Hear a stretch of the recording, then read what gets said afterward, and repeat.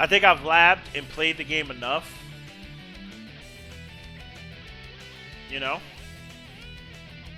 I think I've labbed and played the game enough to kind of be able to accurately place where people really are. You know? So this was a matchup chart. Hold on. Can I do a new one? Reset. There we go. Alright. So, with all that being said, YouTube folks, what's good? Hello YouTube.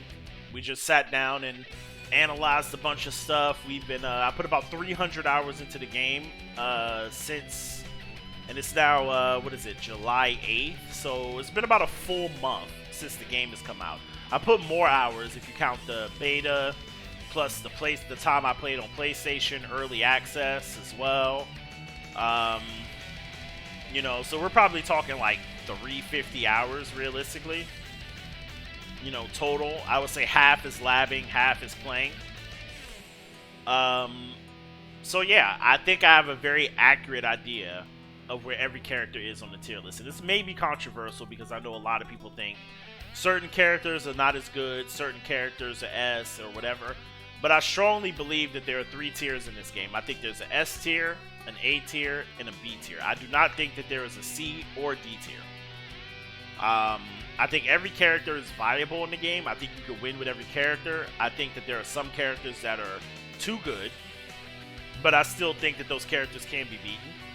I still think that you could play any character regardless of tier against any other character regardless of tier and win. But there are just some characters that are just too fucking strong. So let's get into it, chat. Tier list top. Let me see. Hold on. Let me change the stream title real quick.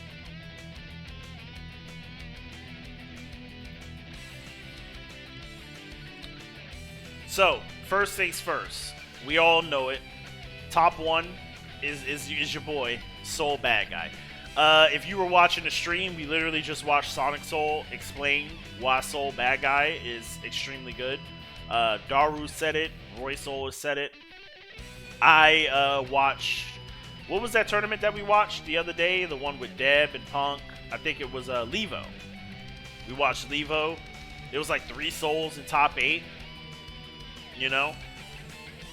So much soul nonsense that I literally spent the next like 6 to 7 hours after watching that top 8 labbing what can we do about soul pressure. I came up with one option that shuts soul down, which is either regular instant blocking certain normals from soul so that you could punish them, or instant FD blocking so that you could push him away and take your turn. Takes a little bit of meter, but the risk reward is so skewed because instant blocking is 2 frames, and since I mostly play online, I don't play offline, and also since most tournaments are on console with between 4 and 6 frame input delay, there is like no point in even trying to instant block, to be honest. There's kind of like no point in even trying to instant block because like it's completely pointless, you know?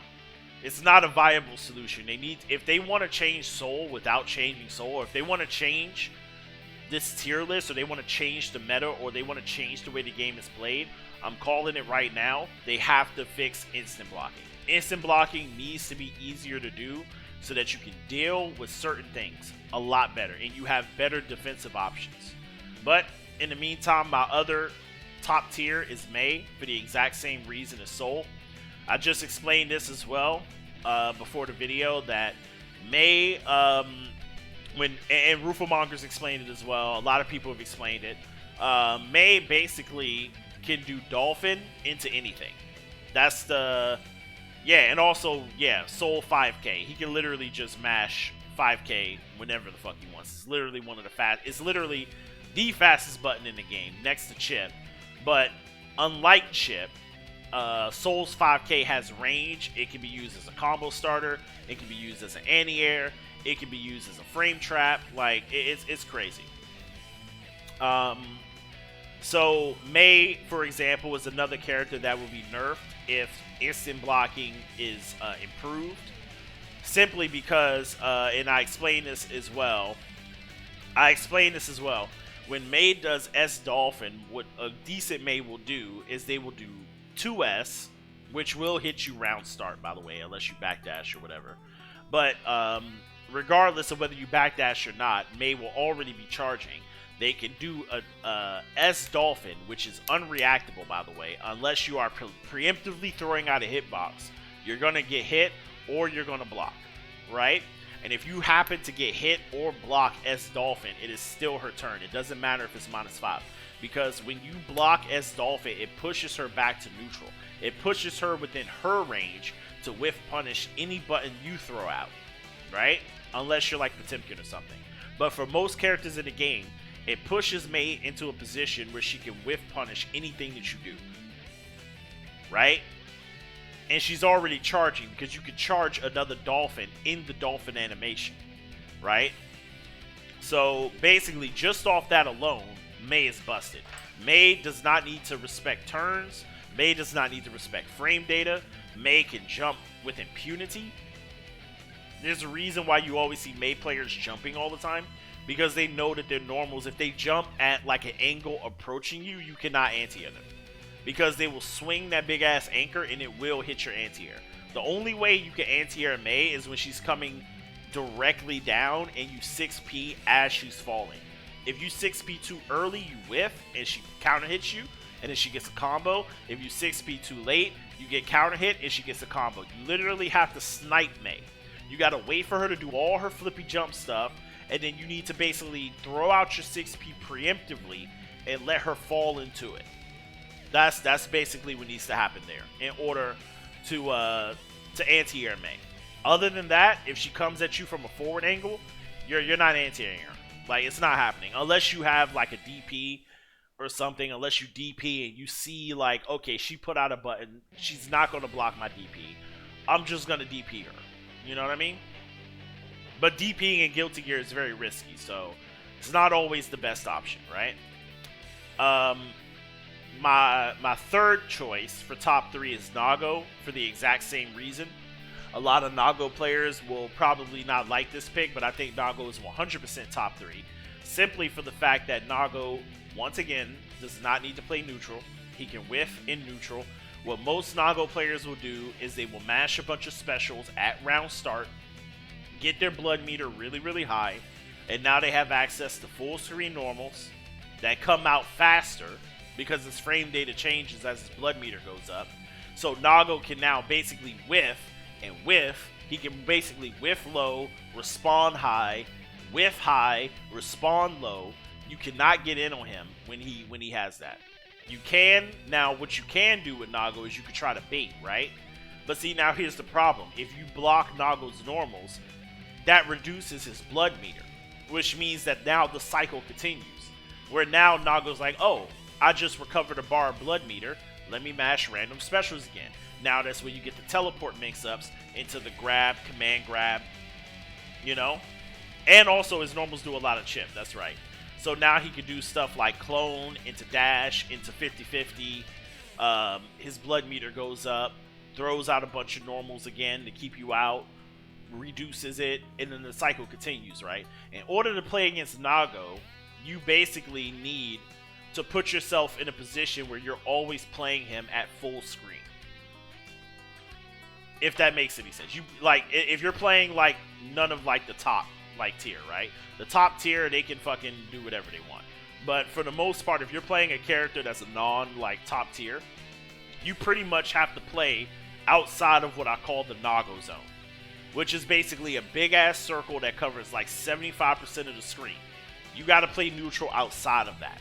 You need to find a way to make him whiff, and then you need to find a way to then get in during those recovery frames, if that makes any sense. Right? So that's easier said than done. That's pretty hard, because remember, Nago can literally just whiff one thing and then whiff another thing. So you, as, you know, like Kai or something, which is my main Kai, I basically got to do fucking mental gymnastics just to stop this man from mashing heavy slash. You know?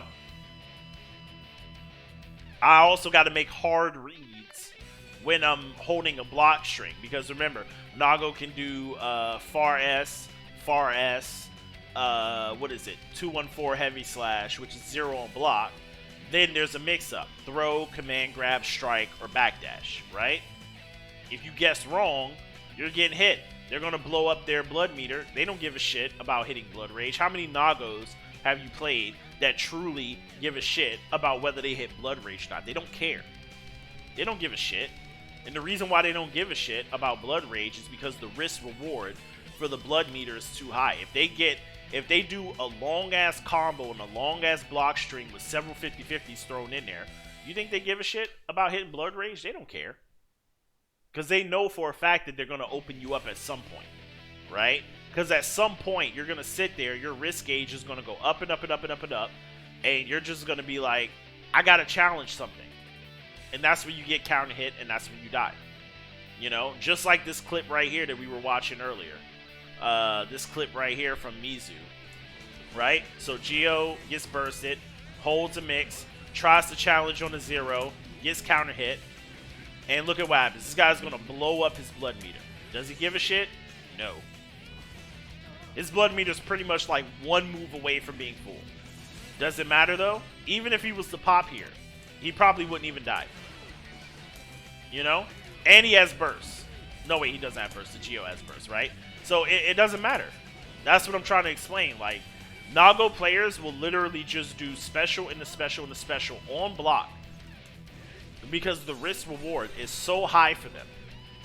I would even say it's low risk, high reward for Nago players to just mash on block like that.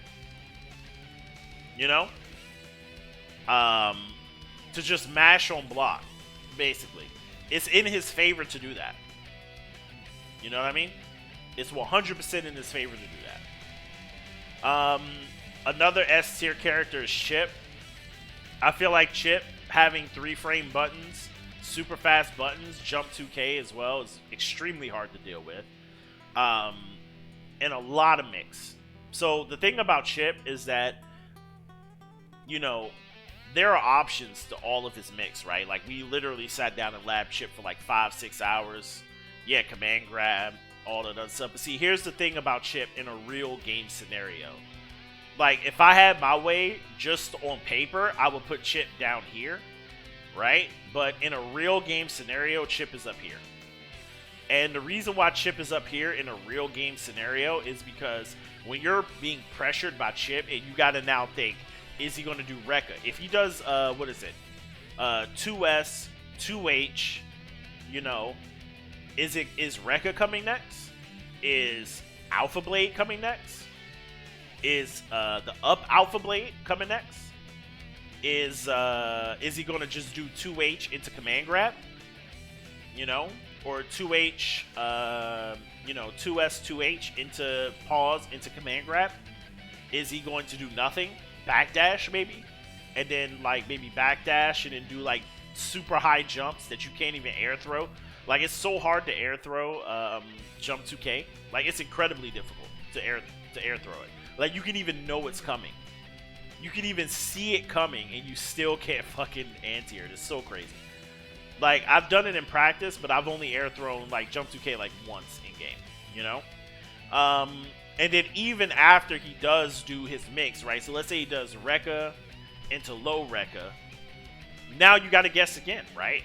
Because his buttons are so fast that by the time you register, okay, he hasn't done the overhead Rekka. He could still hit you with stand, 5H, or he could just throw out 6P, or he could just do an Alpha Blade. Like, I mean, and you could technically react to all these things, but in a real game scenario, it is so difficult to actually react to these kind of things because they all the startup look the same. And I forgot about Gamma Blade, right? Like, once Chipp trains you to block, then he starts doing Gamma Blade shit, right? So, like, that's the thing, right? So, like, you could just say, technically, oh, just press jab, right? But then that's when you get situations like, because a lot of people don't realize that 2H has a lot of block stun. So even if he was to do Gamma Blade or Alpha Blade or any of the blades, what would end up happening is that the block stun is so tight that you have, like, I would say between like 3-4 frames to basically make a guess. You got about 3 frames to make a guess because it leaves you in block stun and it leaves a very tiny gap to press a button in between. You know, like the Alpha Blade, the 2H and the Alpha Blade, or the 2H and the Gamma Blade, or whatever. You know what I mean? So yeah, Chipp is difficult to deal with. But see, the thing that puts Chipp lower on the S tier, in my opinion, is that if you're a really good player, you can do something about Chipp. It's difficult to do something about these three characters. I feel like it's not as difficult to do something about Chipp. Because see, the thing is, I think Chipp is actually very honest. And this might be controversial to a lot of folks, but I do think Chipp is very honest. Chipp is honest in the way where if you make the read, you get a huge reward for it. Any character. You know? Any character. If you make the read on Chipp, your reward is humongous. You know what I mean? You need about 2 good reads on Chipp to beat him. Right? Yeah, well, Leafrey, we talked about Jump 2K. Yeah, listen, I'm saying he's honest in the sense that if you make the read on him, he explodes. That's I feel like that makes Chipp probably one of the only balanced S tiers on my list, honestly. Actually, not true. I think one of the other I think everyone except for top 3 in S tier that I'm going to put in S tier is pretty balanced. They're S tier for different reasons. Like, this is like, these 3 are like just broke. Chipp is pretty honest in my opinion, because you make the right read and he just dies. You know, so that's the kind of the incentive for you to like train the matchup. I would say that if you want to do well against Chipp, you might just need to hit up practice mode and do reaction drills. Like, if I was a pro player who played for money, you know what I mean? If I was a pro player who played for money, I would literally be in the lab a few hours a day just doing drills. Like, random shit on drill, having them do the same string, and then practicing my reaction to, like, all the different options, right? Like, like, Chipp is a mental stack character. He throws a lot of stuff on your mental stack. You know what I mean? But you got to be really good at reacting, right? The next top tier I'm going to put is Leo. I also think Leo is... this might be controversial as well, but I think Leo is actually quite honest for an S tier character. It's just that his mix is so good. His pressure and his mix and his projectiles and everything is just really good, but he's also quite honest, right? You know, like, here's the thing. You could play against shit Leos who spam run through all day and all that other stuff, but those Leos are easy to beat because they can only win when they go back turn, right? As long as you keep them from going back turn, like, you can't do anything. But a really great Leo will utilize all the tools that Leo has and all the mix. Leo has so much mix off every button. Leo's kind of like Chipp in that way, where, like, anything is a mix-up. You know, anything is a mix-up. You're getting mixed up in neutral. You know what I mean? Like, he can do sweep into projectile, which is completely real. For some reason, it seems like -5 is the magic number for mashing while minus, right? You know? It seems like -5 is like the magic number for mashing when you're minus. Because May can do that. A lot of characters can do that, right? But what's also great about Leo is that Leo has the slash buttons into the parry, you know, meterless parry as well, or like auto guard or whatever. Leo has throw into back turn, into mix. Leo has, what else does Leo have? Leo has run through or run at you, you know, with the specials. He also has probably what I would consider to be one of the best projectiles in the game, you know. His recovery, the startup and recovery is almost the same as Kai's, except the difference is Leo recovers a few frames faster, which means that when Leo throws a projectile at you, unlike Kai, you can literally, like with Kai, for example, you can literally just jump over the projectile and punish Kai. That's how much recovery Kai's projectiles have. Leo doesn't have that problem. Like, the only way you're punishing Leo's recovery on fireballs is if he throws a fireball in your face and you happen to jump over it immediately, or punish the startup of the fireball. But normally, if he's at like decent range, Leo can follow up his fireball meterlessly, you know? And that's extremely powerful for a character like Leo, because now he can basically make you block a fireball, and then he can get a run through mix, he can get a low mix, he can basically obscure his mix up in the fireball, right? So yeah, that's pretty strong. And the last S tier that I'm gonna put is Zato. Zato is definitely S tier. We don't see a lot of Zatos in tournaments. There's no real big results for Zato yet, but I think it's because Zato in this game is so technical that people are still trying to figure it out, right? But Zato is extremely good. There are Zato setups where you can cover just about every gap, do super ambiguous mix-ups. I mean, once people master Zato, you're gonna see like it's ridiculous. That's the reason why my stream title today is Learning Zato to Lab Zato, right?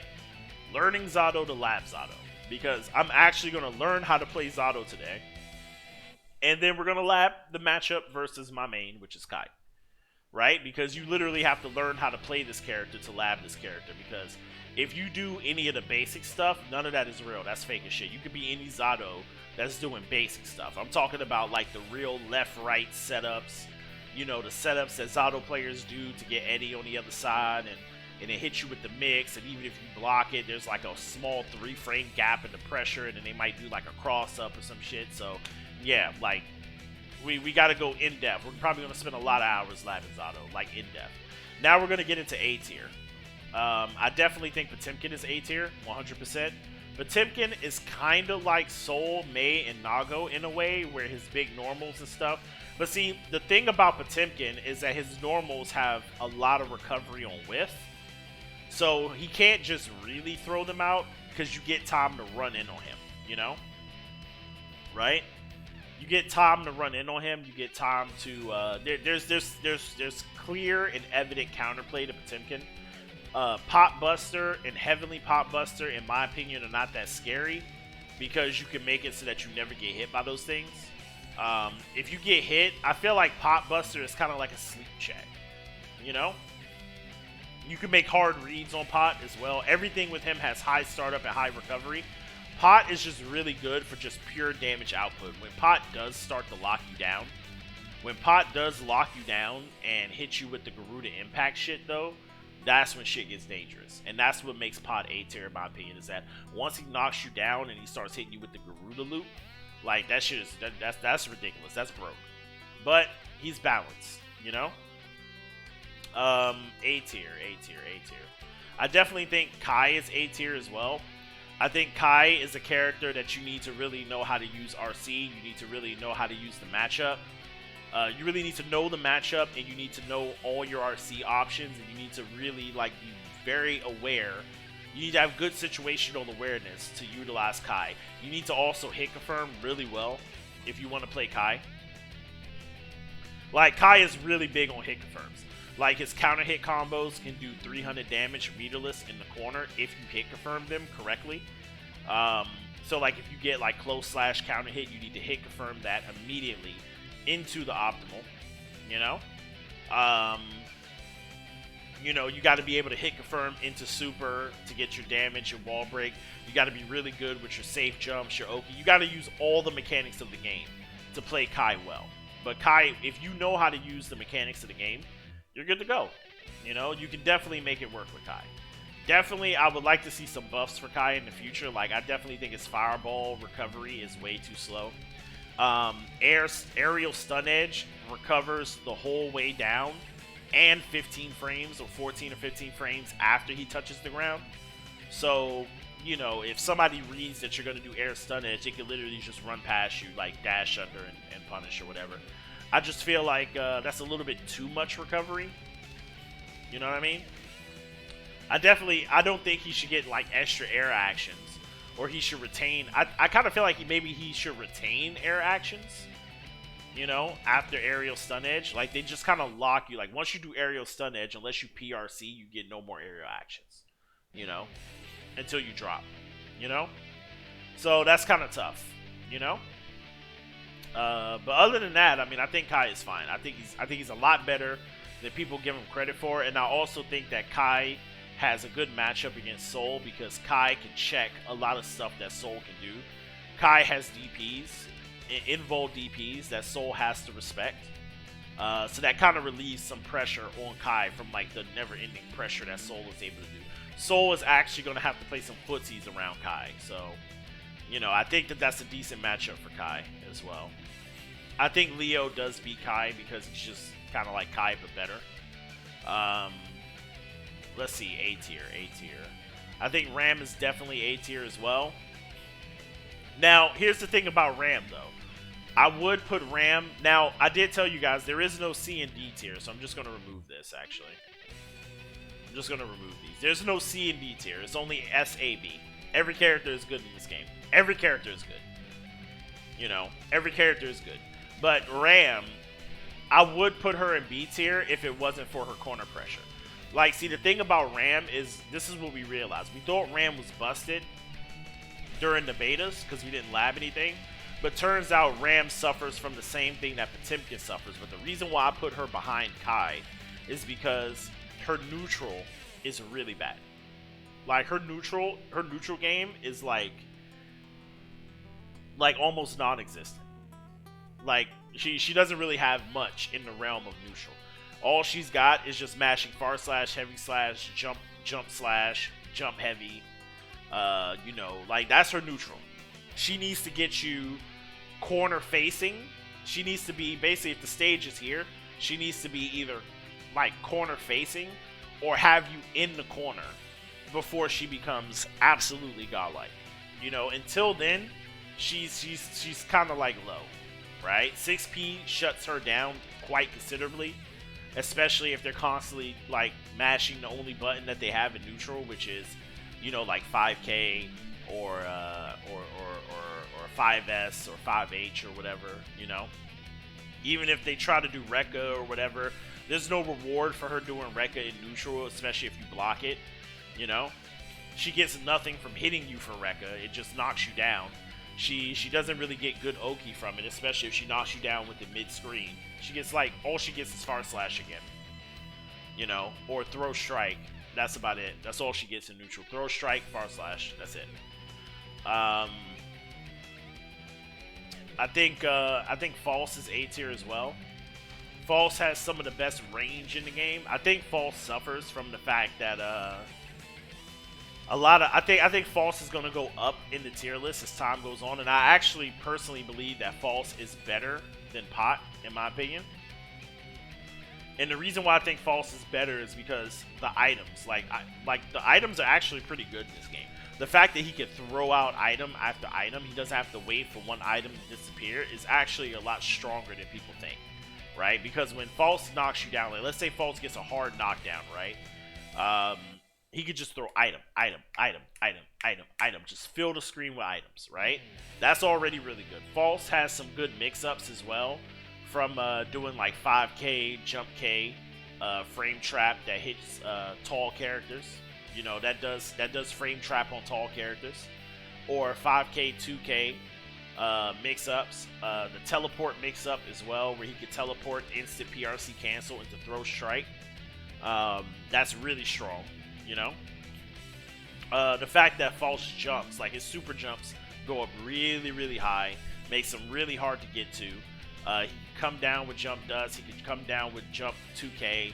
Into like the bomb bag or whatever. Like, I think Faust is very strong. He's very tricky. He has pretty much full screen range, just about. So, I mean, he's kind of hard to deal with, you know? Rest of A tier, I think, is Geo. Geo, I think, actually goes... I think Geo's first, actually. Geo is incredibly strong. There's only one thing that I think that doesn't make Geo S tier, and that's the fact that when she does... what is it, 214K, I think? Hold on a second. Let me figure out the move. If Geo could blow you up, like Mei, for example. Yeah, 214K. This move right here.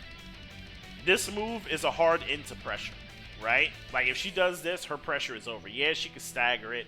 Yeah, she could do a bunch of stuff. She could probably somewhat mix it up with the spiral arrow or the overhead. But see, the thing about Geo is that all of her stuff is reactable except for this. So what you will want to do in the matchup versus Geo is basically just block low and, you know, 6p the spiral arrow if she tries to do that on block, which is highly reactable. It's like 30 frames startup before it even hits you. You can literally see her doing it. Well, yeah, she blocked her 2D is insane. Yeah, that's why I said block low.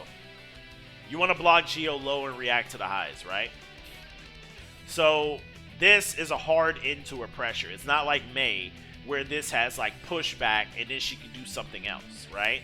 This is the end of her pressure. Like, this is it. If she backdash, she gets hit. If she presses a button, she gets counter hit. If she does anything else after this move, like, she gets hit. So basically, this is a hard end to pressure, right? If you know that, and you know that she's trying to stagger, like, you know, what is it? You know, close slash or 2S into, what is it, 6H? What is it? No, 5H. And then she tries to stagger that into either this or this. This is 6P-able. You can literally see this coming, right? This is not even a real DP. You can always meet her. She cannot wake up except with super. If she tries to do this, that's a jab. On reaction. That's literally stand jab on reaction. Easy. Or DP or whatever. I do that shit all the time on stream. Like, it's so easy to react to. You know what I mean? But this right here, if you press on this, this will counter hit you, right? If she staggers this and you try to press and you don't have something involved to press, this will counter hit you, and she does get a combo from that. So a lot of Geos will try to stagger, what is it? They'll try to stagger like 5k, which is also -2, by the way. They might do 5k into 2D, but this is not a real mix-up, right? That's not a real mix-up. You can shut that down. You understand? So Geo is good because her dash and her dash momentum make it so that she has a lot more range than what you think she would have. But at the same time, there is solid, basic counterplay that you got to deal with Geo. But Geo can definitely be played at a high level. Super duper good. Now we're going to get into B tier. I think Axl is at the top of B tier. I think a lot of people, every time I watch tournament footage, people are like, yo, Axl keeps winning tournaments. Axl keeps winning tournaments. I think people just don't want to block. It is so simple to get in on Axl. You just have to play patiently. It's literally like the Dawson matchup, right? Zoners with long normals, they naturally walk themselves to the corner, right? So what you want to do is you need to get really good at FD breaking. Instant blocking is also a solution for Axl, but once again, it's hard to do. Instant blocking, Axl shit, stops the pushback, reduces your block stun, and makes it so that you can move sooner. So instant blocking would be the best solution for Axl, but that's hard to do, so that's not viable, right? Axl does have good matchups, but that doesn't make him S tier, right? All it takes for Axl, all it takes for you to be Axl is to literally block like 1 or 2 things, and you are literally in. If you block and then you immediately follow up with like an air dash or something like that, the recovery on a lot of his stuff is so long that he can't do anything about it. You know, and we analyzed some gameplay of some of the top Axls, and we literally saw like people are literally just sitting there looking at the startup of Rinsen and just blocking and not doing anything about it. You, as soon as you see him go for Rinsen, like what's the startup of Rinsen? Hold on a second. I think it's like 20 something frames or some shit. Like, the startup of all his moves are so high that you can literally just identify like everything on the startup. Like 5D, that's normal.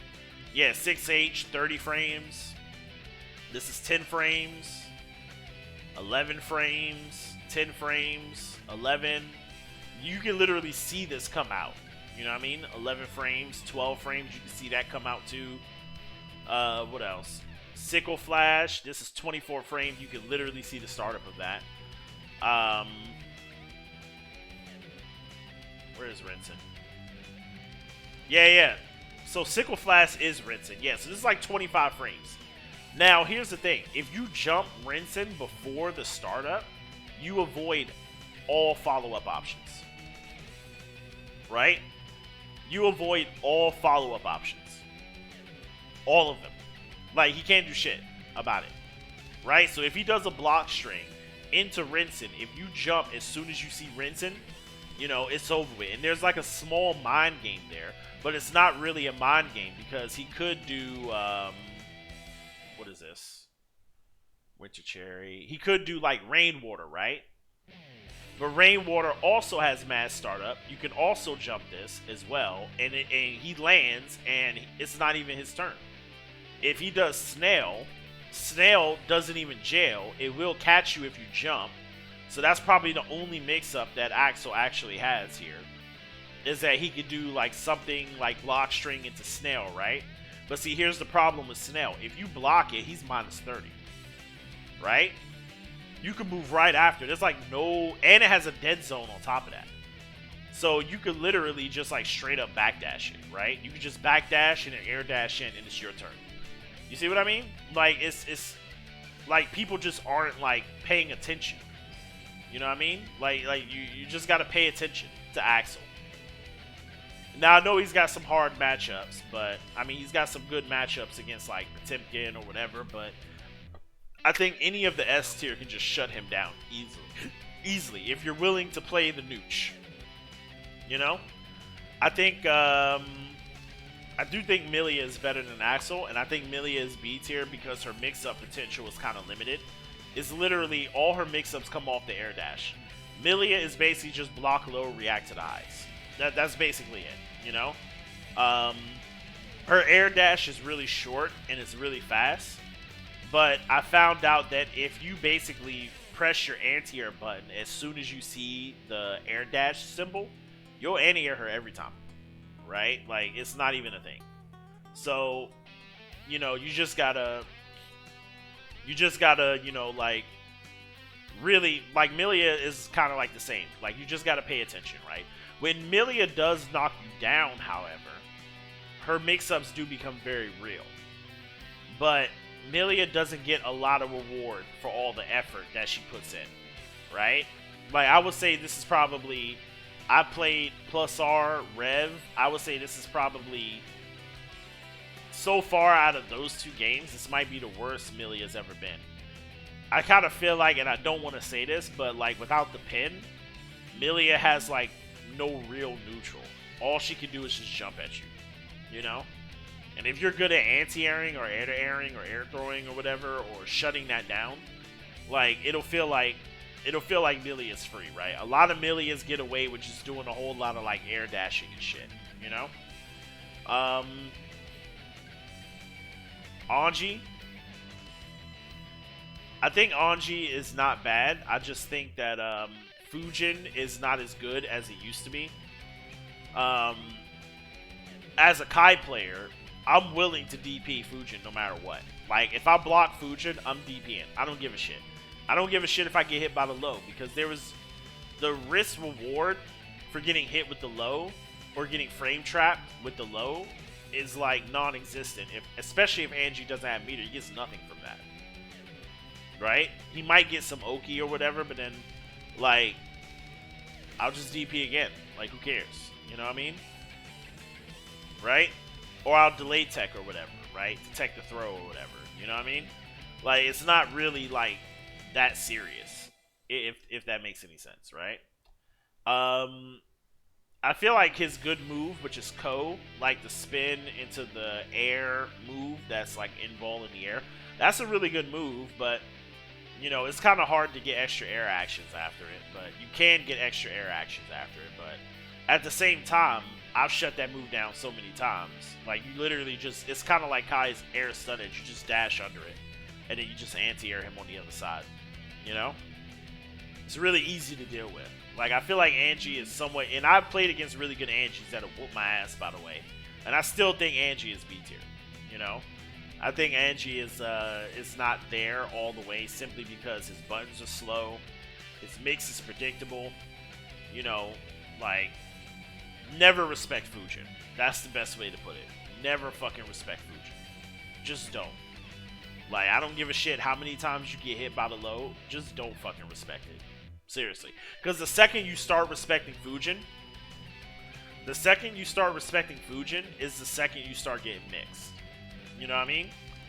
That's what Anji players want. They're going to hit you with the low over and over and over again. They're going to force you to try to respect Fujin so that they can actually mix you up. Never respect Fujin. Ever. If they don't jail that shit, DP that shit. If you have a DP. Or do some reversal. Or, you know, if you got like a 3-frame, 4-frame jab, 5-frame jab. If they don't jail that shit, mash. That's all I'm going to say to that. Ino, bottom 1. Now, we did see Daru wash 7 people. We did see Daru wash mad people in the 15v15.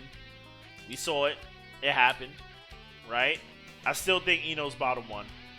I'm pretty sure other Ino players also think that their character is not that great. Ino used to be busted.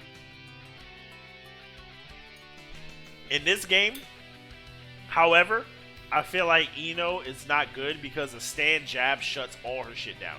When we were watching the Japan 15v15, Note has such little block stun that even if you do Oki Note and I block it, I can literally just jab your little fucking air dash out.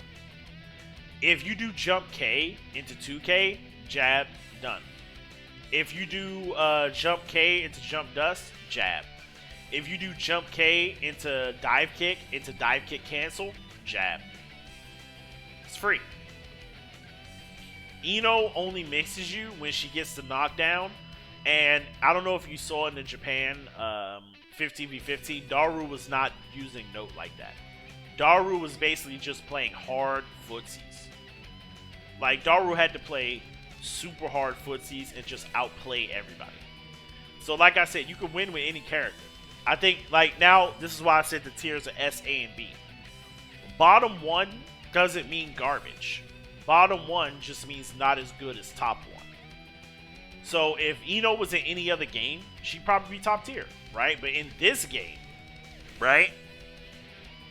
You know? Yeah, you could literally just zone Ino. You could legit hard zone Ino. Like, you could just keep her out. You know what I mean? So this is my tier list, and I mean, a lot of people will agree that Ino is kind of bottom 1, and I think she is. Stroke the Big Tree is kind of her best move, but see, the problem with Stroke the Big Tree, she doesn't get much reward for it. It's actually risky for Ino to go for Chemical Love or Stroke the Big Tree in neutral. Yeah, exactly. She doesn't really have neutral, right? It's risky for her to throw buttons out in neutral as well. It's risky for her to kind of do everything. You know, it's risky for her to even do Note into 50-50. That's risky as shit too. So like, if she does Note and if she jails into stand slash, if I'm Kai, DP, free. You know? Like, I don't know if you guys remember, like a week ago I was playing with Evil Spawn's Ino. It took me about 10 games to figure out the matchup, and then I just started fucking rushing him down. Evil Spawn was like, yeah, those last like 5 games, you won like 5, I think I won like 8 games straight after losing 10. Because I started realizing like, oh shit, I could just rush her down. I don't have to respect her 50-50s. I don't need to respect shit. I'm Kai. I could just fucking run in and kill her. You know? If you getting hit with Ino 50-50s, it's kind of your fault for not reacting. Honestly. You know? It's kind of your fault for not reacting. No cap. Like, when we saw Daru doing the 15v15, he did not win off mix-ups. He won off of abusing the plus 30 super. He won off using this. Because the realest way for Ino to get her mix, the safest way for Ino to get her mix is to use this. Ultimate Fortissimo, right? This is the realest way for her to get her mix.